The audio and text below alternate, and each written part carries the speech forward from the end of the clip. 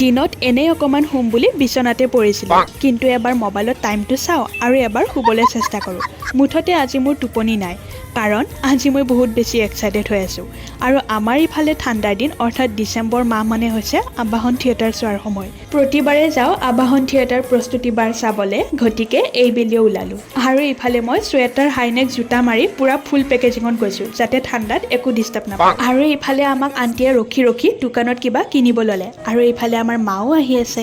আৰু এইফালে মাক দেখিছেনে? মই কিন্তু কেমেৰালৈ ভিডিঅ' কৰা দেখিলে মায়ে কিন্তু সদায় পজিশ্যন লৈ থাকে দেই ধুনীয়াকৈ। পিছৰ পৰা হাই দি আছে আৰু এতিয়াও ধুনীয়াকৈ হাঁহি আছে। ভালো লাগে কেতিয়াবা, মৰমো লাগে, কিন্তু মোৰ জমনিও লাগে মাজে মাজে।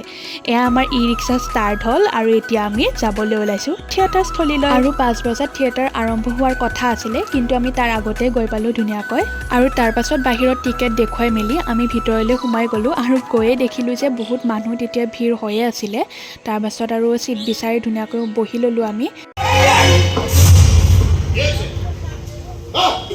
সালা ৰাস্তাৰ মধ্যে দিবৰ হালা কি হয়? এ পাগলিয়ে চুৰ কৰিছে মোৰ দোকানৰ পৰা আৰু সদায় কৰে। কি চুৰ কৰিছে? সব কিছু সালা এক প্যাকেট বিস্কুটেৰ চুৰ কৰিছে। এক প্যাকেট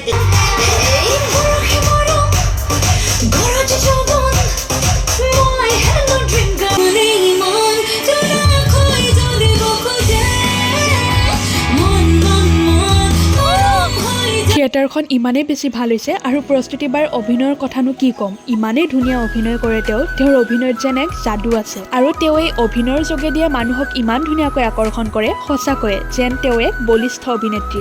আৰু তেওঁৰ এই অভিনয় চাবলৈ আমি এবছৰ ধৰি বাট চাই থাকোঁ। আৰু এয়া থিয়েটাৰ চাই মেলি আমি ঘৰমুৱা হ'লোঁ। আৰু দাদাই এয়া খেবাৰ আনিছিলে, মই খাই পোৱা নাছিলোঁ আগতে, ফাৰ্ষ্ট টাইম খালোঁ। সিও মুখ মেলি খাই আছে আৰু মাও সন্ধিয়াৰ চাহ কাপৰ লগত খালে। আৰু মই খোৱাৰ টাইমত দেখিছেনে ই কেনেকৈ ডিষ্টাৰ্ব দি আছে, গতিকে মই খেবাৰৰ লগত চাহকাপ খাই ল'লোঁ সন্ধিয়াৰ। আজিলৈ আছে তেন্তে, লগ পাম এটি নেক্সট মিনি ভ্লগত। বাই।